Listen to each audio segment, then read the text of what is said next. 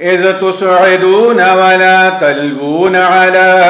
أحد والرسول يدعوكم في أخراكم فأصابكم غما بغم لكي لا تحزنوا على ما فاتكم ولا ما أصابكم والله خبير بما تعملون.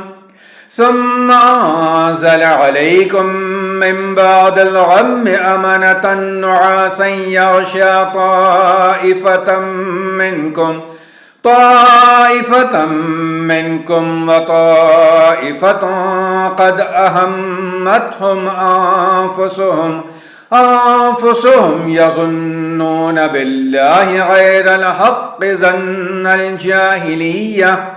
يقولون هل لنا من الأمر من شيء قل إن الأمر كله لله يخفون في أنفسهم ما لا يبدون لك يقولون لو كان لنا من الأمر شيء ما قتلنا هاهنا قل لو كنتم في بيوتكم لبرز الذين كتب عليهم القتل إلى مضاجعهم وليبتلي الله ما في صدوركم وليمحص ما في قلوبكم والله عليم بذات الصدور.